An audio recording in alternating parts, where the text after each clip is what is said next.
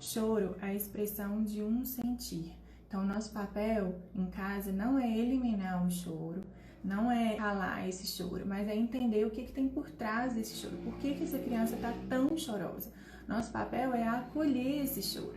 Nós adultos, a gente tem a ideia de que o choro é um problema e que a gente precisa regular, a gente precisa resolver esse problema e ajudar essa criança a parar de chorar a qualquer custo. Às vezes a gente usa alguns recursos assim, como por exemplo distração, ou então diz pra criança, né, que bobagem, já vai passar, já passou, aqui, olha o seu brinquedinho, olha o gatinho, pronto, acabou. Só que isso, eu sei que é na melhor das intenções, mas isso pode diminuir muito a experiência da criança. A gente foi ensinado assim, a gente aprendeu assim, a gente foi ensinado a calar os nossos sentimentos diante de uma situação que nos frustra, ou que nos deixa triste, ou que nos deixa com raiva. A gente sempre escutou, né? Engole o choro, isso é uma bobagem, eu vou te dar um real motivo para você parar de chorar. Menina, não fica assim não, já vai passar. Às vezes você tá numa situação super complicada, né? E você tá precisando só expressar ali os seus sentimentos, sua emoção. E aí tem alguém falando, não, tudo bem, para, tá tudo bem, pode parar de chorar agora. Gente, a gente cresceu com um choro entalado aqui, reprimindo esse choro, né? Aí vem a criança chorar, porque aconteceu com o João hoje, porque ele queria o chinelinho laranja e o chinelinho laranja estava na casa da vovó e ele tinha que usar o azul. Gente, esse menino começou a chorar e o que vem em mente, né? Meu filho, eu não sei nem como é que eu vou pagar os boletos desse mês e você tá aí chorando por causa do chinelinho azul. Vou te dar um real motivo para você chorar, sabe? O meu motivo é um motivo real para chorar, mas o do outro nunca é um motivo real para chorar, né? Então, se você foi um adulto que teve esse choro reprimido, que não teve um espaço de acolhimento para chorar, se expressar, talvez você se sinta desconfortável diante do choro da sua filha, ou da expressão de fortes sentimentos do seu filho. Talvez você se sinta desconfortável diante de uma birra do seu filho. Talvez você tenha pavor de birra, né? Ou talvez você tenha essa dificuldade em demonstrar empatia em relação ao choro do seu filho. Você quer fazer o que fizeram com você, que é simplesmente calar esse choro, eliminar esse choro e tá tudo ótimo. Aqui o passarinho, aqui o seu bichinho, pronto, acabou, parou de chorar, né? Como se fosse um problema só o choro em si. E deixar de investigar o que tem por trás desse choro. Se a criança está chorando, é porque ela tem um sentir por trás disso. O que significa isso? A gente nunca deve deixar de entender o que tem por trás disso, né?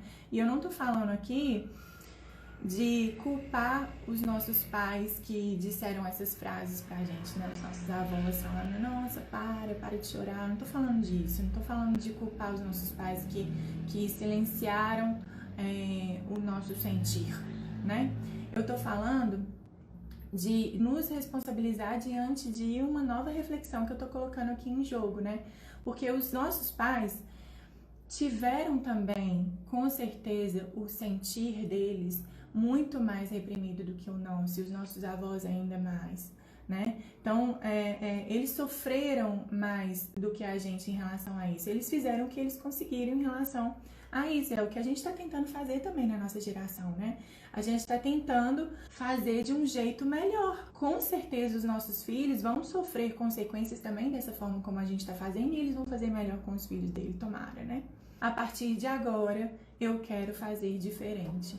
Eu vou olhar para mim, para a criança que eu fui, ver o que eu posso ressignificar e para então conseguir lidar com aquela bomba de sentimentos que são os nossos filhos, né? Porque se a gente continuar nesse ciclo de repetição, a gente vai querer fazer o que foi feito com a gente, né? Cala a boca e segue.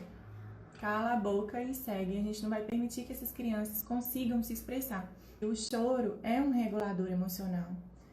Quando a gente chora, é catártico, a gente consegue Às vezes a gente tá pilhado, brigando com o marido, brigando com o filho, na casa bagunçada, e aí chora. Isso nos ajuda a regular. Então, se você não foi uma criança que pôde chorar, busque isso agora. Não chorar em si, sabe? Mas olhar para esse sentimento que também é ruim. E os sentimentos são inerentes à experiência humana, sejam eles positivos ou negativos, eles são da experiência humana. A gente tem que olhar não só para os sentimentos bons, good vibes, tô numa boa aqui, com a minha felicidade, mas também para as coisas que não nos fazem bem, para a gente conseguir elaborar isso e crescer, evoluir como ser. Choro é comunicação, as crianças não têm a habilidade de comunicação com clareza, assim como os adultos têm, assim mesmo os adultos que não foram educados emocionalmente, né, às vezes também não conseguem reconhecer o próprio incômodo, o próprio sentimento, né, o que provocou aquilo, por exemplo, nunca fizeram esse exercício, né, então dificilmente a criança vai nos dizer assim, ai mamãe, eu me senti abandonado porque quando eu acordei você não estava no quarto, por isso eu tô me sentindo mal, me acolhe aqui um pouquinho. Ou então, papai, eu tô muito bravo porque você demorou muito para me buscar na escola. Ou então, mamãe, eu tô com muitos ciúmes do meu priminho, me ajuda a lidar com isso. Dificilmente ele vai usar essas frases.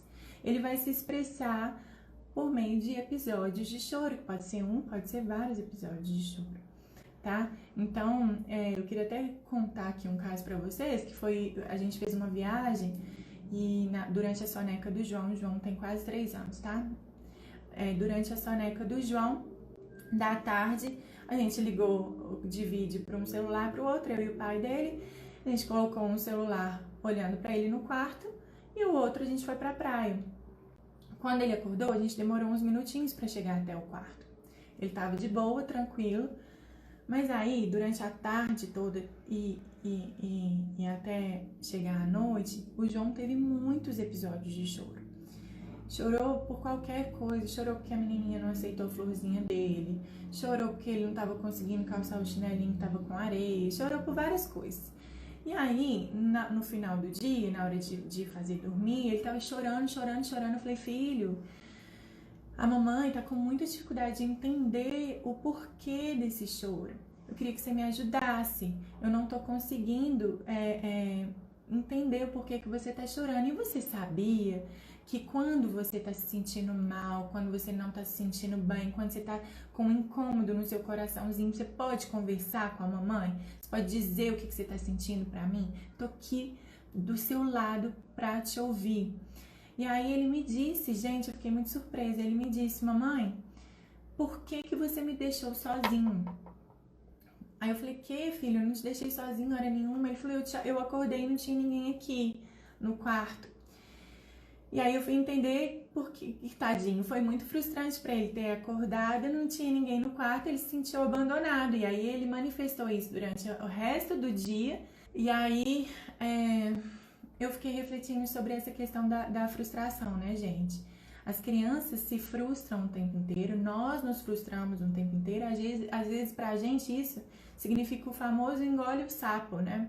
Você se frustra aqui, pra não render eu vou ficar calada, mas só que aí você já se comporta de uma forma agressiva com o outro, você já dá uma patada, e aí o outro vai falar, que é isso? Não tô entendendo nada. Aí você fala, não, é porque aquela hora você fez isso e eu não gostei, né? Então, a criança também é assim, só que ela vai chorar. Às vezes a gente não só não chora, mas como dá patada, como grita, como briga, ao invés de, se tivéssemos sido educados emocionalmente, chegar para o outro e falar, não tô gostando disso que você tá fazendo, ou eu não gostei disso que você tá fazendo, porque às vezes é só um mal entendido.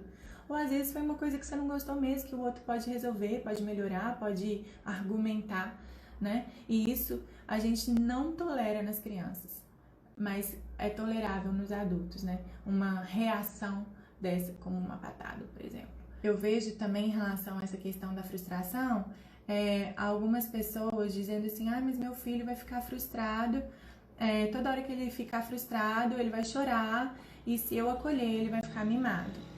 Ou ele vai ficar dependente do meu amor. Querida, se o seu filho ele precisa se machucar para ter uma dor, para ele chorar, para então você acolhê-lo, eu acho que você precisa ressignificar a sua relação com ele.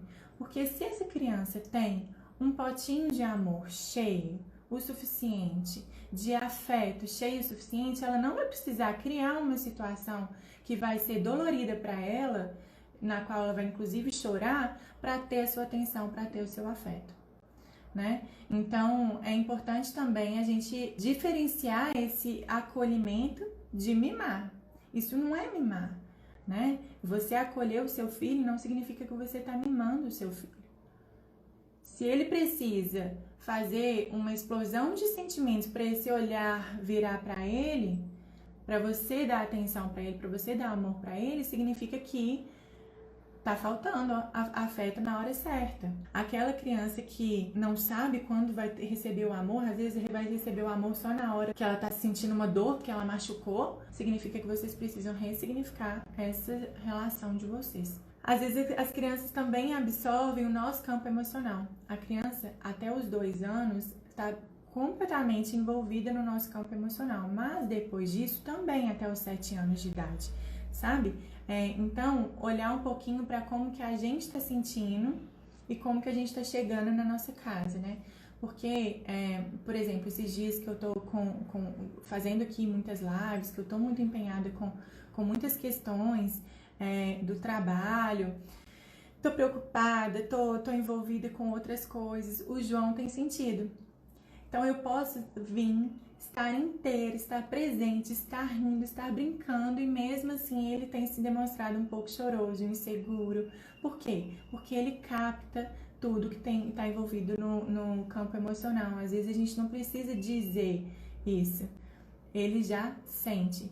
Mas aí, quando a gente nomeia, olha, mamãe, tá muito atarefada, eu tô tendo um tantão de coisa para fazer no trabalho, mas é muito legal por causa disso. O meu trabalho é muito relevante por causa disso. Por isso eu tô dando menos atenção. Colocar legenda, inclusive nas nossas preocupações, nos nossos medos, é importante para a criança se estabilizar, tá? Então, a criança também, ela pode tá muito cansada. O choro do João vem também, geralmente, eu acho que em muitas casas, né? No final do dia, quando a criança tá muito cansada, né? Então, o João vai fazer 3 anos, é muito comum o choro dele aparecer no final do dia. E aí, a nossa reação é dizer, filho, você precisa de um banhozinho para relaxar, eu tô vendo que o seu corpinho tá muito cansado. E ele grita, ele chora, com esse intuito mesmo. Inclusive, uma coisa sobre o grito que eu queria dizer o seguinte, primeira coisa é que o grito, quando a criança é muito pequena, ela não aprende, deu ainda a falar, ela também está aprendendo sobre o tom de voz, sobre o volume da sua voz, então é muito comum ela testar a própria voz, né? Então ela fala alto, ela fala baixinho, ela grita, então isso é muito comum na criança. Então, é interessante a gente mostrar para ela que, sim, ela pode, a gente tem que dar um espaço para ela experimentar essa voz dela, que ela está em construção, né? Mas delimitar, olha, quando a gente tiver com o céu na nossa cabeça, você pode experimentar a sua voz, pode falar alto, pode falar baixo. Agora, quando a gente tiver com um teto aqui dentro de casa, a gente vai falar baixinho. Porque senão vira uma casa cheia de grito, o menino só fala gritando. Por isso mesmo, porque ele está aprendendo a reconhecer os tons e volumes da própria voz, tá? As funções cerebrais da criança ainda estão em desenvolvimento. Ela vai aprender a se regular sozinha lá bem na adolescência, ainda está em desenvolvimento, 21 anos, isso aí conclui, ela aprende a se regular sozinha. E aí, até lá, a gente tem que ensinar para a criança como que ela se regula, mas isso por meio da modelagem do nosso próprio corpo. Você acha, inclusive, que a criança vai se regular sozinha com o grito da mãe? Para de gritar agora! Não, talvez ela vai engolir o choro dela, ela vai engolir o grito dela por medo de perder o amor da mãe de repente, ou por medo de ser agredida, mas dificilmente vai ser uma regulagem natural, né?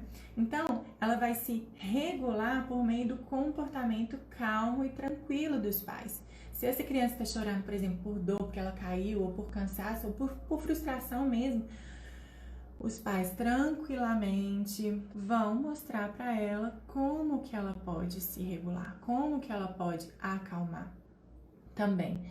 Primeira coisa, acolhendo essa criança, né? Acolhendo esse choro, né? Dando espaço para esse choro, né? Estando presente, mesmo que em silêncio, tá? E depois nomeando o que essa criança está sentindo. Igual eu falei, né, filho? Eu tô vendo que você tá muito cansado. A gente precisa de um banhozinho pra relaxar. A partir daí, ela vai começar a reconhecer que ela tá chorando, isso que ela tá vivendo, isso que o corpo dela tá dizendo para ela, chama cansaço. Porque você tá nomeando isso para ela, você tá nomeando o que ela tá sentindo, né? Então, quando a criança, por exemplo, tá gritando, com raiva, frustrada, e você diz, eu estou percebendo que você parece frustrada, você parece com raiva, é por isso que você está reagindo dessa forma.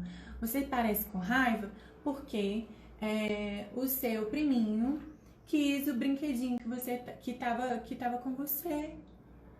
Mas isso daí chama raiva. E aí a criança entende que em um outro momento, não no dia seguinte, mas através de uma construção, em um outro momento, quando ela começar a notar aquilo ali no corpo dela, opa, eu já senti isso antes, minha mãe disse que é raiva, eu tô com raiva. E como que minha mãe modelou isso pra eu? Como que eu deveria reagir mesmo? De repente é uma respiração. Mas é interessante aqui a gente também perguntar para a criança o que a gente poderia fazer para ajudá-la a se sentir melhor. Porque às vezes a gente fala, respira, filho, respira, vai, 1, 2, 3, 4, conta até 10. Só que às vezes, na verdade, ela tá com muita raiva, ela quer bater no priminho. E às vezes a gente pode entender isso, que ela não vai se regular através da respiração, que não é a forma como eu me regulo, por exemplo, ela vai regular do jeito dela, que é, sei lá, batendo na almofada, né? Aqui no seu priminho você não pode bater, mas você pode bater aqui nessa almofada. Então, assim, tentar não dizer para a criança o que fazer também, nesse sentido, mas respeitar quem ela é, como ela lida com as próprias emoções. Mas é interessante contar essa historinha para ela, sobre o que ela acabou de viver, narrando para ela o que ela acabou de viver. Então é isso, gente. A gente se vê. Um beijo.